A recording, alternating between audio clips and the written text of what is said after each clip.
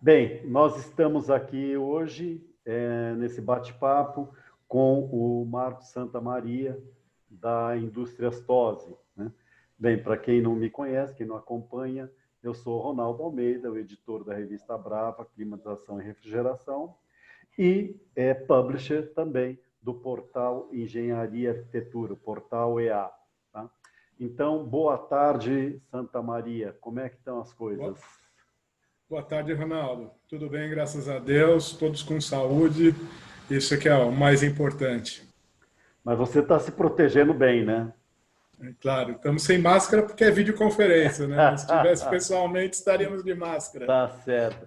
Mas eu vi, há pouco, eu vi uma postagem sua no LinkedIn, né? Que aí eu achei interessante, falei, eu vou conversar um pouco com o Santa Maria sobre isso, que é uma instalação de um eletrocentro, não é?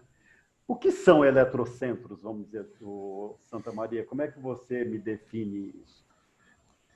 Eletrocentros são cabines de energia. Ela pode ter uma mais diversa configuração, mas seriam locais onde você tem painéis elétricos para alimentação dos mais diversos tipos de equipamentos e sistemas elétricos que vão estar ligados nesses eletrocentros.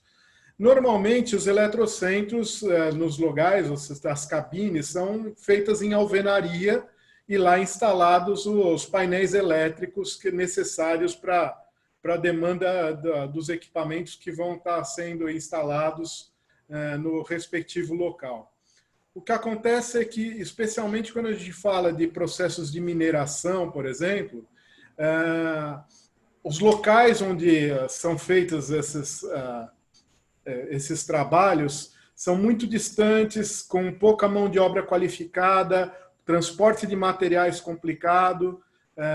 Se você esqueceu alguma peça, tudo isso leva muito tempo para chegar e terminar. Então, diversas empresas estão optando por montar essas cabines de energia, esses eletrocentros, esses centros de quadros elétricos, montar nos grandes centros urbanos, onde o pessoal tem toda a infraestrutura e as peças necessárias, em containers, e levar já esse container montado para o local onde eles vão ter a demanda para esse tipo de aplicação.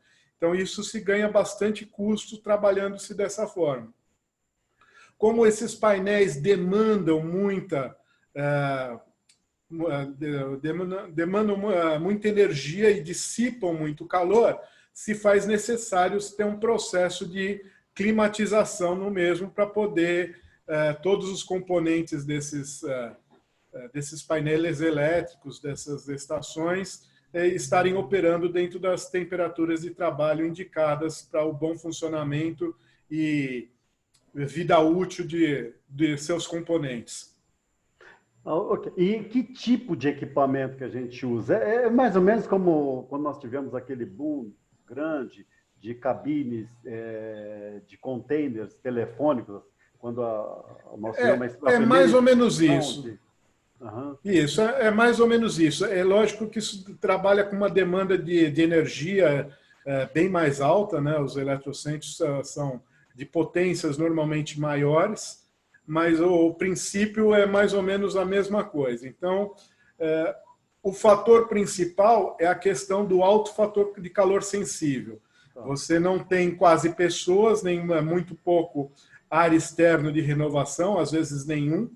E então a questão toda principal é você ter equipamentos de ar-condicionado voltados para confiabilidade, para operar em regime permanente 24 horas por dia, 7 dias por semana, então sem apresentar defeitos, estão sendo projetados para essa resiliência de trabalho contínuo e também trabalhando com esse alto fator de calor sensível, que é o calor que é efetivamente produzido dentro desses ambientes. Ou seja, o ar-condicionado, então, está aí para proteger os equipamentos, quer dizer, proteger os componentes. Mais ou menos como um data center, só que o data center você vai ter servidores para comunicação, processamento de dados, esse tipo de coisa. O eletrocentro, não. O O eletrocentro são disjuntores, inversores de frequência, chaves estáticas de transferência, são outros tipos de componentes que estão dentro desse sistema. E é lógico que esses componentes têm eletrônica embarcada, então precisam trabalhar com uma temperatura limite, não pode exceder essa temperatura limite, porque vai reduzir a vida útil dos componentes e vai aumentar o risco de falhas por trabalho em altas temperaturas.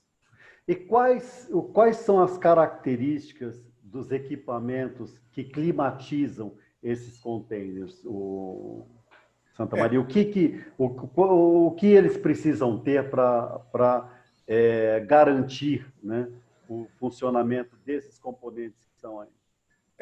A grande maioria dos casos, a gente trabalha com os equipamentos que a gente chama de wall-mounted. São aqueles equipamentos que são instalados do lado de fora do container, você abre buracos no container para fazer a captação do ar de retorno e a insuflação do ar de refrigeração de dentro. E eles são presos na parede externa do container. Daí o nome wall-mounted, que vem do inglês, porque é montado na parede. A grande maioria é desse tipo de equipamento. Você pode até vir a ter equipamentos de precisão, como equipamentos do data center, que seriam selfies remotos, tudo isso, mas já complica um pouco, porque daí você passa a ter a necessidade de ter a mão de obra de interligação frigorífica entre as unidades evaporadoras e as unidades condensadoras. Você começa, às vezes, a ter a necessidade de fazer esse trabalho no local, que é o que está se evitando dentro do eletrocentro.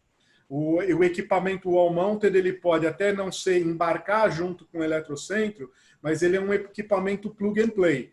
Ou seja, você simplesmente vai parafusar ele lá na estrutura do container e colocar ele para funcionar. Você não tem que fazer interligação com solda, carga de gás, vácuo, nada disso.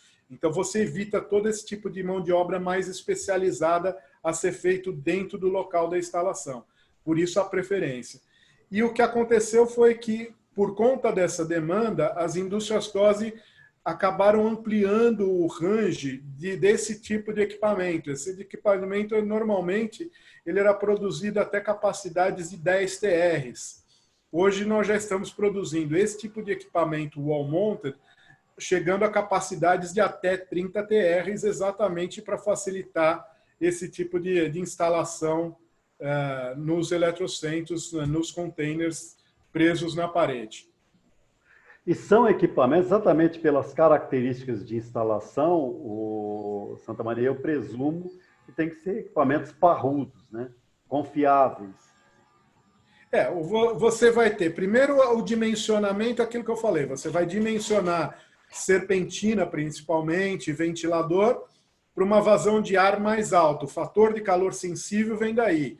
Você consegue um fator de calor sensível mais alto quando você tem mais vazão de ar por unidade de refrigeração. Então, enquanto num equipamento de conforto tradicional para adultos, você trabalha na faixa de uma vazão de 680 metros cúbicos hora por TR, um equipamento de precisão para data centers ou equipamentos de alto fator de calor sensível para eletrocentros, você vai trabalhar numa faixa de 900 a 1.000 metros cúbicos hora por TR. Esse é o grande diferencial do alto fator de calor sensível, é mais vazão de ar por TR. Depois você vai ter que ter a confiabilidade dos próprios equipamentos, principalmente no que se refere aos ventiladores. Você vai usar os ventiladores top de linha, que são os ventiladores EC, plug and play, estão sem polia, sem correia, diretamente acoplados, então que são muito mais confiáveis, tanto do lado do evaporador como do lado da unidade condensadora também. Como isso daí pode estar trabalhando à noite em temperaturas mais baixas, você tem que ter o controle de condensação para evitar desarme do equipamento com baixa pressão de alta. E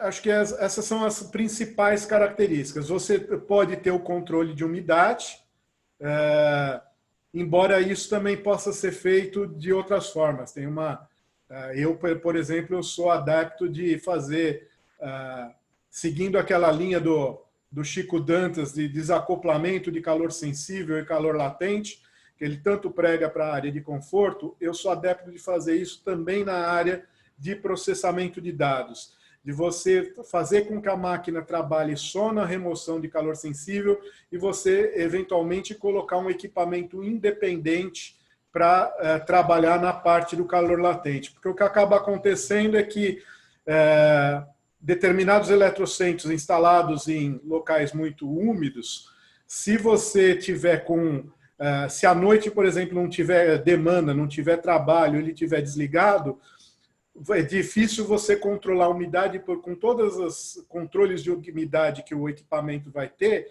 Se você não tem demanda de climatização, é muito difícil você controlar a umidade. Então, você ter um desumidificador independente, às vezes, é mais interessante, tanto do ponto de vista de uma melhor precisão no controle da umidade, como em termos de eficiência energética, você vai gastar menos energia para controlar a umidade do que fazendo isso com o próprio equipamento. O equipamento é capaz de fazer isso, mas eu, pessoalmente, prefiro trabalhar com um equipamento independente para fazer o controle de umidade.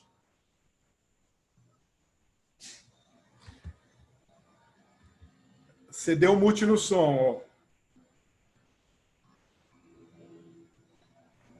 Você gostaria de complementar mais alguma informação sobre essa aplicação da climatização em eletrocentros? Eu diria o seguinte, isso começou muito com a demanda da companhia Vale, da parte de mineração, então existem vários fornecedores da parte elétrica dos eletrocentros e eles é que compram aí os equipamentos das indústrias TOSE para fornecer para esses clientes finais. Então, existe uma mina lá no Pará, quer dizer, em Paraupeba, tudo isso, onde tem uma quantidade muito grande de equipamentos de eletrocentros e equipamentos de climatização das indústrias TOSE trabalhando nesses locais. E imagina a dificuldade, o tempo de uma assistência técnica, tudo isso, para você chegar num local desse. Então, o equipamento tem que ser feito realmente com uma robustez, uma resiliência, para não dar problema em campo, porque se você tiver que deslocar alguém para fazer assistência técnica no local, vai levar muito tempo, a um custo muito grande. Okay. Obrigado, Santa Maria. E eu vou deixar aqui um convite para você escrever um artigo a respeito, um artigozinho para a gente publicar na revista Brava Climatização e Refrigeração. Ok, vamos trabalhar em cima disso. É um prazer falar contigo, Ronaldo. Prazer foi todo meu, como sempre. É bom falar com você, Santa. Tá? Okay. Grande abraço, hein? Um abraço.